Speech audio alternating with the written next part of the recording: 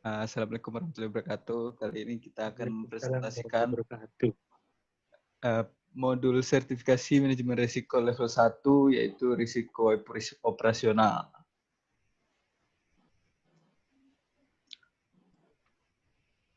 Oh iya, gue lupa.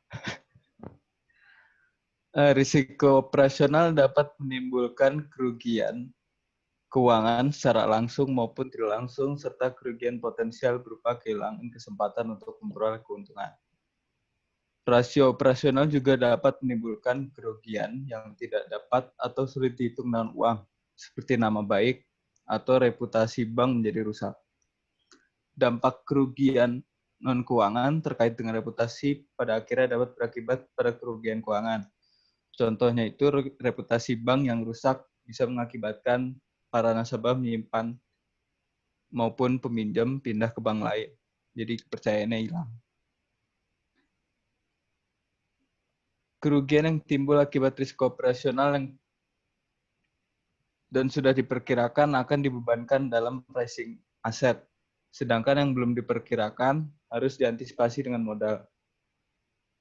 Berbagai risiko seperti kecelakaan kerja, bencana alam, kebangkrutan, karena tuntutan hukum, kerugian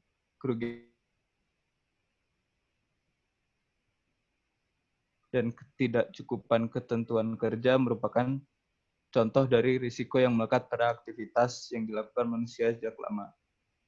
Risiko-risiko tersebut merupakan risiko operasional.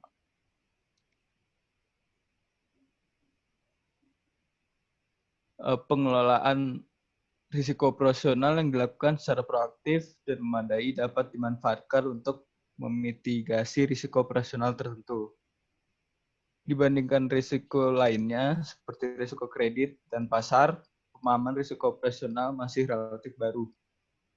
Namun, saat ini bank-bank telah mulai menempatkan perhatian terhadap risiko operasional sama pentingnya dengan pemberian perhatian terhadap risiko lainnya.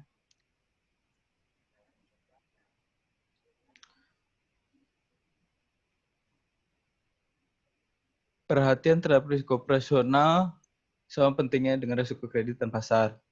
Antara lain seperti peningkatan perhatian dan kesadaran para kepala unit kerja terhadap berbagai masalah risiko operasional, lalu berbagai pendekatan untuk mitigasi risiko operasional yang sudah dikembangkan, perhatian bank yang semakin besar untuk melakukan mitigasi profil risiko bank sebagai upaya peningkatan daya saing, lalu tekanan regulasi agar bank mengalokasikan modal untuk menutup kerugian risiko operasional telah mendorong bank untuk mengalokasikan sumber daya secara efisien dan efektif.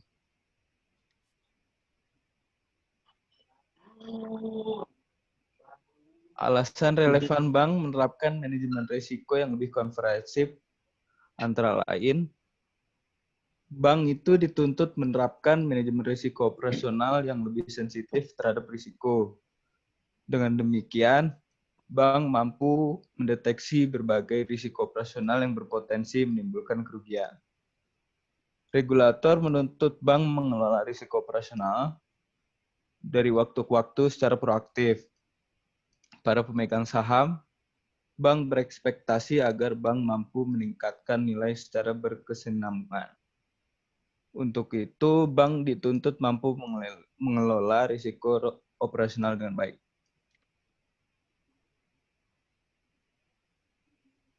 Lanjut itu gue di Lanjut. penyebab resiko operasional. Itu bank menggunakan berbagai proses internal yang dibutuhkan untuk menjual produk dan jasa kepada nasabah. Potensi risiko proses internal, contohnya salah kirim dokumen. Yang kedua, kesalahan proses pembukaan rekening dan transaksi. Ketiga, keterlambatan penyesuaian terhadap perubahan kebijakan. Keempat, kenaikan volume transaksi yang tidak terduga mengakibatkan kesalahan dalam penanganan transaksi dan bisnis. Lalu produk yang beragam atau aktivitas yang baru yang diluncurkan namun gagal. Lalu permintaan nasabah yang luar biasa meningkat dan tidak bisa ditangani oleh sistem yang dimiliki bank. Sumber terjadi permasalahan, yang pertama ada kesalahan pembuatan model atau metodologi. Yang kedua, kesalahan dalam rancangan dan tahapan proses kerja yang tidak jelas. Sumber risiko yang lain adalah kelemahan dalam proses internal, seperti ketidakpatuhan terhadap ketentuan internal ataupun eksternal, kesalahan dalam produk dan dalam berhubungan dengan nasabah, proses dokumentasi yang buruk, dan lain-lain. Selain itu, dampak persaingan usaha yang meningkat dapat meningkatkan para pekerja bank melalui melakukan berbagai kompromi untuk mempercepat pelayanan. Contoh risiko operasional. Perkara pembobolan bank B cabang Pondok Indah senilai 46,4 miliar telah menyeret 5 terdakwa terdiri dari pejabat dan karyawan bank. Para terdakwa membobol bank B dengan cara mengajukan kredit dengan dokumen palsu. Dokumen yang dipalsukan adalah akta pendirian perusahaan, akta pemberian hak tanggungan, dan surat kuasa memberikan hak tanggungan. Proses pencairan dana dinilai tidak sesuai dengan standar operasional prosedur perbankan. Lalu, pengendalian internal sering disalahkan sebagai penyebab kegagalan proses operasional bank. Seringkali penyebab sebenarnya dari kerugian operasional bank adalah kesalahan manusia. Kerugian risiko operasional terkait faktor manusia dapat terjadi karena yang pertama karena tuntutan kompensasi pekerja, lalu pelanggaran terhadap ketentuan jaminan kesehatan dan keamanan, pemogokan dan tuntutan karena perlakuan diskriminasi, pelatihan yang tidak memadai, pemisahan tugas atau wewenang tidak memadai, ketergantungan terhadap orang-orang penting, integritas dan kejujuran yang rendah. Lalu contoh risiko operasional oleh faktor manusia.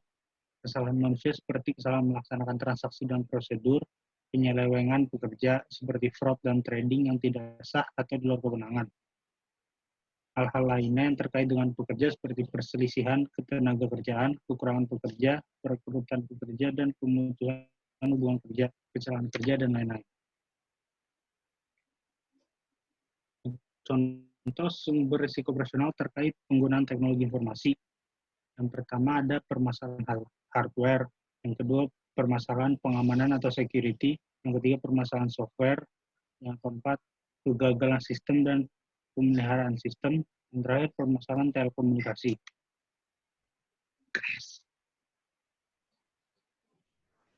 Penyebab risiko operasional dalam kejadian eksternal. Meskipun bank cenderung memiliki pengendalian yang kecil atau bahkan tidak mampu mengendalikan sama sekali terhadap kejadian eksternal, namun kejadian eksternal tetap perlu dikelola. Risiko operasional yang disebabkan oleh faktor eksternal dapat terjadi karena perubahan perundang-undangan yang tidak terduga. Contohnya ancaman fisik seperti perampokan bank, serangan teroris, dan bencana alam. Next.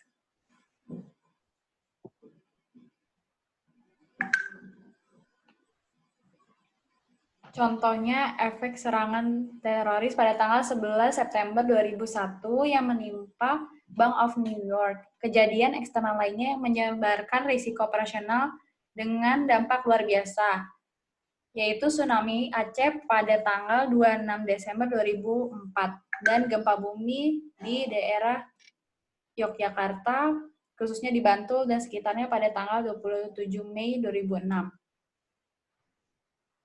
Risiko operasional, beberapa alasan utama mengapa risiko operasional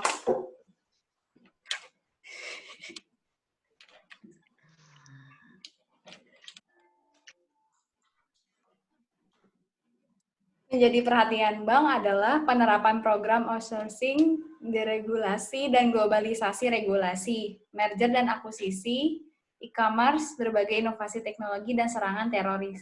Penggunaan teknologi informasi dengan sistem otomatisasi yang maju menguji kemampuan sistem yang terintegrasi. Peningkatan popularitas outsourcing dan penggunaan teknik-teknik keuangan yang mampu untuk mengurangi risiko kredit dan risiko pasar, di sisi lain meningkatkan kerugian risiko operasional. Berdasarkan kemungkinan dan dampak yang terjadi, risiko operasional dapat dibagi menjadi 3 kelompok. Risiko operasional yang sering terjadi namun dampak yang terjadi nilainya rendah, yaitu high frequency low impact. Frekuensi rendah atau jarang terjadi, namun dampak kerugian dari risiko operasional tersebut tinggi. yaitu low frequency high impact. Risiko operasional yang sangat jarang terjadi, namun bila terjadi dampak kerugian yang ditanggung bank sungguh luar biasa, yaitu catastrophic loss. Kerangka risiko operasional, prinsip dasar dan kebijakan manajemen risiko operasional. Menurut Basel II Accord, prinsip dasar pelaksanaan manajemen risiko operasional selain pelaksanaan proses manajemen risiko juga mencakup penetapan strategi yang jelas dan terdokumentasi, pengawasan aktif direksi dan komisaris, budaya risiko operasional yang terinternalisasi di organisasi, dan penerapan sistem internal, seperti terdapat pemisahan fungsi dan tanggung jawab yang jelas, serta proses eskalasi permasalahan internal yang efektif, sistem pelaporan dan perencanaan kontingensi.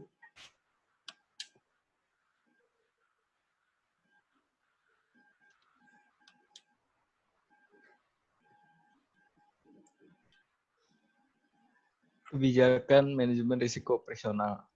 Bank harus menyusun kebijakan manajemen risiko operasional yang menggambarkan kerangka manajemen risiko operasional. Kebijakan ini disesuaikan dengan misi, strategi bisnis, kecukupan permodalan, dan kecukupan sumber daya manusia, serta exposure dan profil risiko bank. Kebijakan manajemen risiko operasional disusun oleh satuan kerja manajemen risiko dan disetujui oleh direksi dan komisaris. Kerangka dimaksud meliputi proses identifikasi, penilaian, pemantauan, dan pengendalian. Identifikasi risiko operasional.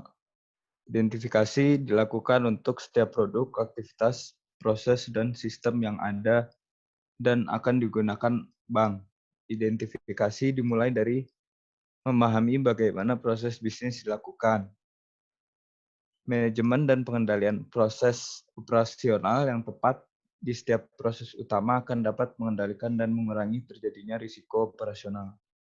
Selanjutnya dilakukan identifikasi terhadap faktor penyebab timbulnya risiko operasional yang melekat dan berdampak negatif terhadap pencapaian sasaran organisasi bank.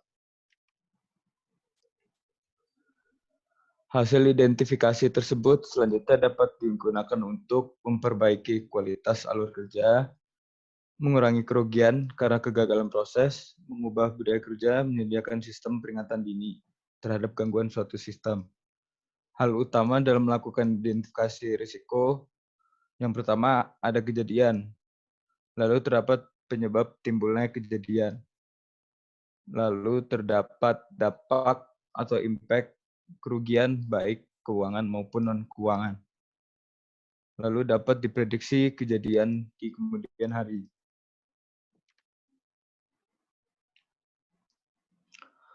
Penilaian atau pengukuran risiko operasional. Risiko operasional diukur berdasarkan dua faktor. Yang pertama, risiko yang melekat pada suatu aktivitas atau inherent risk. Lalu yang kedua, sistem pengendalian risiko. Penilaian risiko inherent didasari pengamatan pada kejadian risiko operasional, frekuensi dan dampak dari kejadian tersebut. Frekuensi itu seberapa sering kejadian yang terjadi di masa lalu dan bagaimana tren di masa depan. Dampak adalah seberapa besar kerugian yang diderita karena kejadian risiko operasional di masa lalu dan masa depan.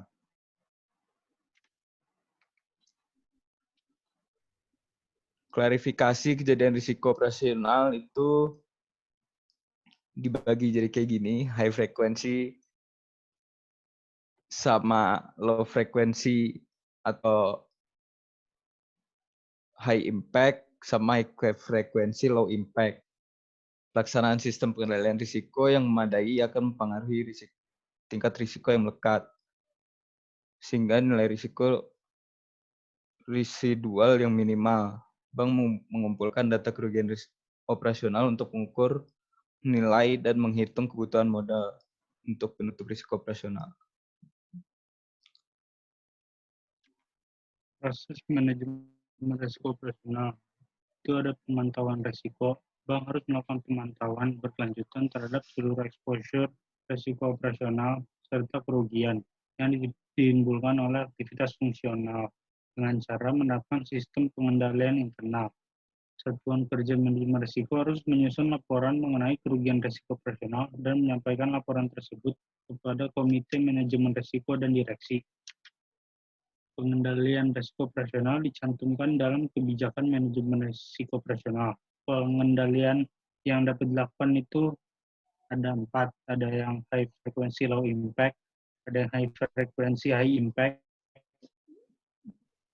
terminate, high impact terminate, terus ada low frequency low impact yang tolerate, sama low frequency high impact transfer.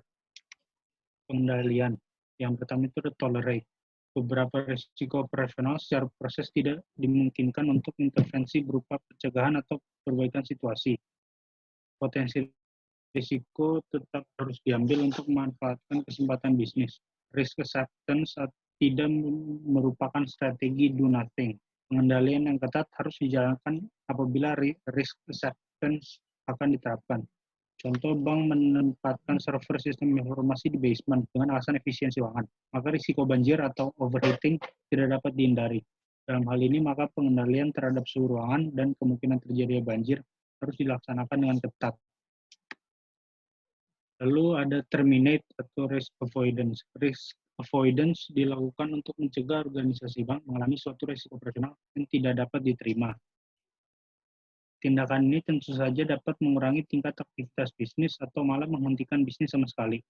Umumnya risk avoidance dipilih apabila benefit suatu aktivitas bisnis tidak lebih besar atau sama dengan exposure risiko operasional. Lalu ada risk transfer. Tidak seperti risk avoidance yang mengeliminasi risiko operasional, pada strategi risk transfer, risiko operasional masih melekat pada aktivitas bisnis tersebut. Akan tetapi ada pihak lain yang akan mengambil alih risiko tersebut.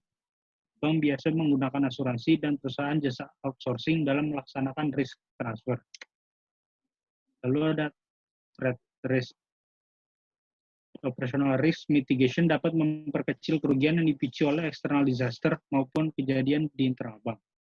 Sebagai contoh, kerugian akibat gangguan listrik atau kegagalan telekomunikasi dapat dimitigasi dengan menyediakan fasilitas backup yang serupa seperti genset atau alternatif operator jaringan telekomunikasi.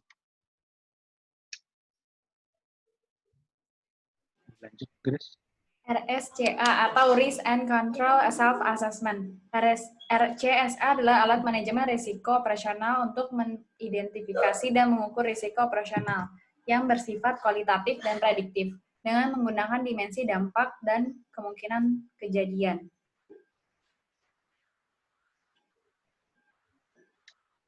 Next. Kecukupan pengendalian internal bank adalah untuk mencegah penyimpangan kegagalan yang terjadi. Menerapkan pengendalian risiko operasional tepat untuk mengelola risiko operasional agar tetap berada dalam tingkat toleransi risiko operasional. RSCA umumnya difokuskan pada risiko yang memiliki dampak yang besar terhadap kemampuan bank dalam menjaga kelangsungan bisnis operasional.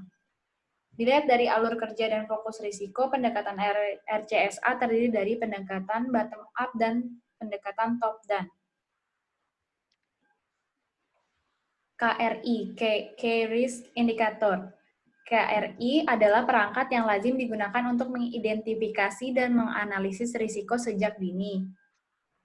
Atas naik turunnya indikator-indikator tingkat risiko dalam rangka pengendalian setiap risiko operasional yang melekat pada setiap aktivitas bisnis dan operasional bank.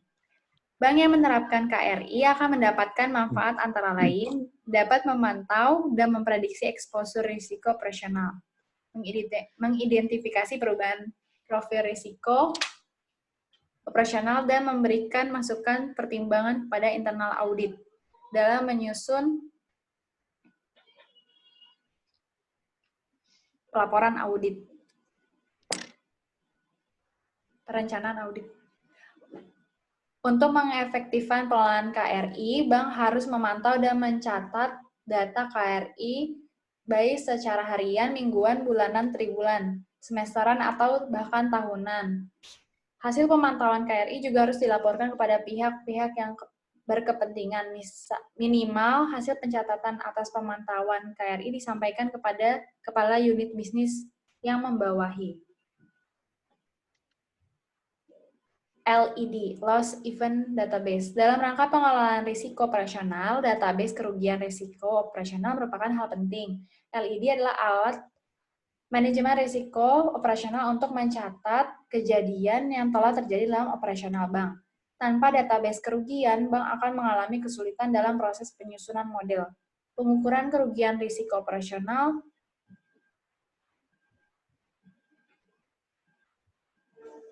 kerugian secara terstruktur dan konsisten, serta untuk memastikan bahwa semua kejadian yang menimbulkan kerugian telah ditindaklanjuti sesuai dengan ketentuan yang berlaku.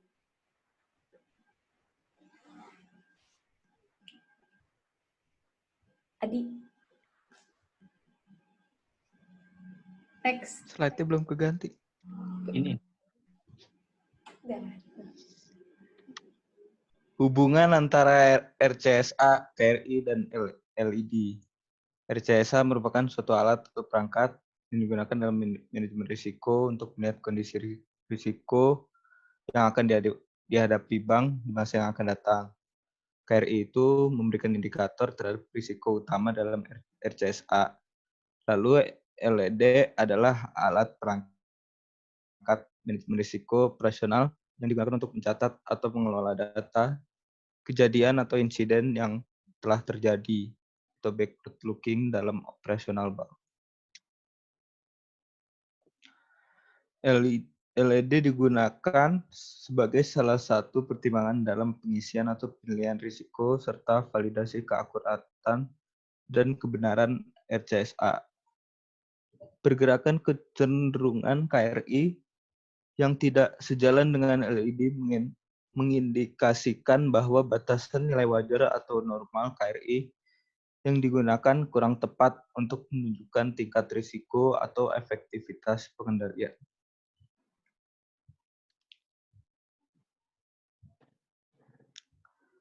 BIA atau Basic Indicator Approach atau PID, pendekatan indikator dasar, yaitu merupakan pendekatan yang paling sederhana dan tidak sensitif terhadap risiko sehingga akan menghasilkan beban modal yang cenderung besar. PID cocok digunakan oleh bank-bank yang lebih kecil dengan aktivitas bisnis yang sederhana. PID dapat diaplikasikan oleh seluruh bank tanpa memandang kompleksitas dan kecanggihan suatu bank. Perhitungan ATMR untuk risiko operasional dalam perhitungan KPMM dengan menggunakan BIA dilakukan dengan rumus ATMR untuk risiko operasional sama dengan 12,5 dikali beban model risiko operasional. Beban model risiko operasional adalah rata-rata dari jumlah pendapatan bruto atau gross income tahunan yang punya nilai positif pada 3 tahun terakhir, dikalikan faktor alfa 15%.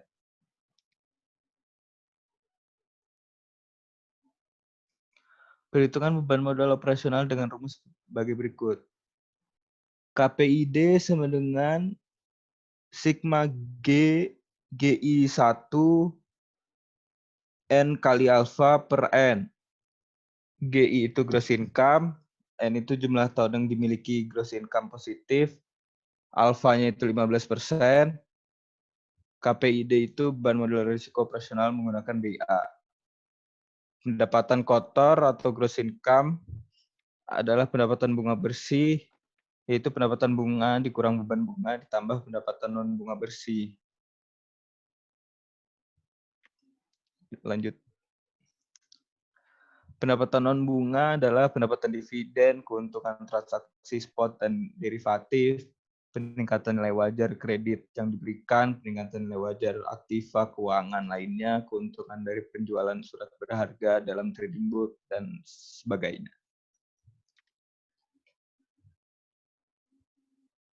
Ini ada beban non-bunga, itu yang pertama komisi, terus ada kerugian transaksi spot, penurunan nilai wajar surat berharga, penurunan nilai wajar kredit yang diberikan, penurunan nilai wajar aktiva keuangan lainnya, kerugian dari penjualan surat berharga dalam trading book, kerugian dari penjualan kredit dalam trading book, lalu kerugian dalam penjualan aktiva keuangan lainnya dalam trading book. Terus ini perhitungan kebutuhan modal risiko operasional. Ya ini bisa dilihat di sini ya. Ya, lanjut. Perhitungan pendapatan bruto dilakukan dengan memperhatikan pendapatan bruto. Itu pendapatan bunga bersih ditambah pendapatan operasional non-bunga tertentu bersih yang dihitung secara kumulatif dari periode awal Januari sampai akhir Desember setiap tahun. Bank yang memiliki unit usaha syariah, perhitungan pendapatan bruto diperhitungkan pendapatan bruto dari unit usaha syariah telah dikonversi sesuai dengan karakteristik usaha bank dan prinsip syariah.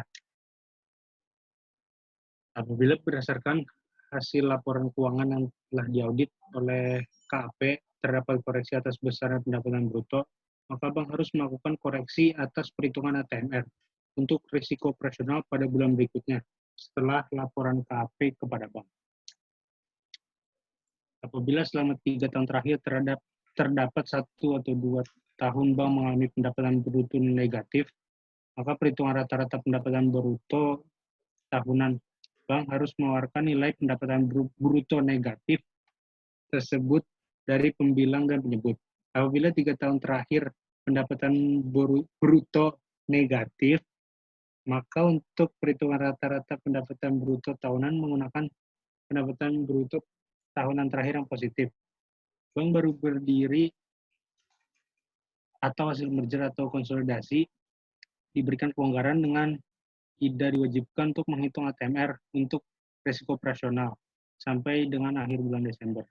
Tahun berikutnya, bank wajib menghitung beban modal untuk risiko operasional dengan pendapatan bruto selama awal tahun pendirian yang disetahunkan.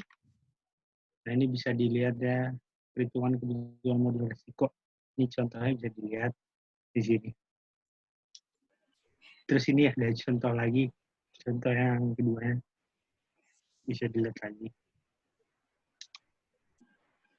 Jadi contohnya itu Bank A didirikan dan mulai beroperasi pada tanggal 19 Desember 2012. Total pendapatan bruto Bank A sampai dengan 31 Desember 2012 sebesar 100 juta. Berdasarkan pengaturan di atas, Bank A tidak diwajibkan untuk menghitung ATMR untuk risiko operasional sampai dengan akhir tahun pendiriannya. Selama tahun 2013, sejak bulan Januari 2013, Bank B menghitung ATMR untuk risiko operasional sebagai berikut. ATMR risiko operasional sama dengan 12,5 dikali beban modal risiko operasional. Nah, itu dikali-kali hasilnya itu 2,250 juta. Terus ini kalau banknya melakukan merger. Beberapa bank melakukan merger menjadi Bank B yang efektif beroperasional sejak 15 April 2012. Akhir Desember 2012, total pendapatan bruto Bank B sebesar 750 juta. Berdasarkan pengaturan di atas, Bank B tidak diwajibkan untuk menghitung ATMR untuk risiko operasional sampai dengan akhir tahun pendiriannya. Selama 2013, sejak bulan Januari 2013, Bank B menghitung ATMR untuk risiko operasional sebagai berikut. Jadi 12,5 dikali beban modal risiko operasional. Jadi 12,5 dikali 15% kali 750 kali 12,9 itu hasilnya 1,875 juta. Kelebihan dari metode PID yaitu mudah diimplementasikan, tidak membutuhkan waktu dan sumber daya, cocok bagi bank yang sedang dalam tahap awal melakukan implementasi Basel II. Metode PID memiliki 3 kelemahan. Yang pertama, tidak memberikan perhatian khusus terhadap exposure dan pengendalian risiko operasional bank. PID tidak sensitif terhadap risiko. Yang kedua, perhitungan modalnya sering overestimate. Lalu PID tidak cocok diimplementasikan untuk bank besar dan bank yang aktif secara internasional.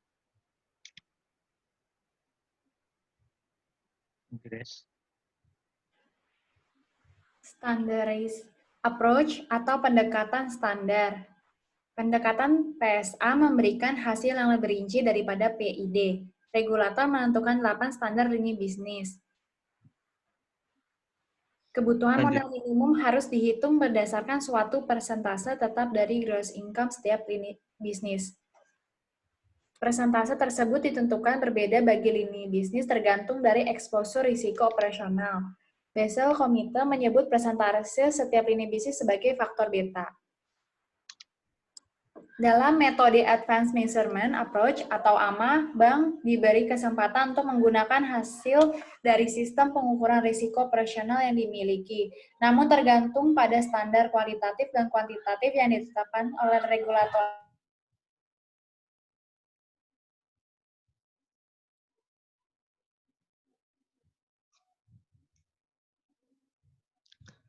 Lanjutin, Sa.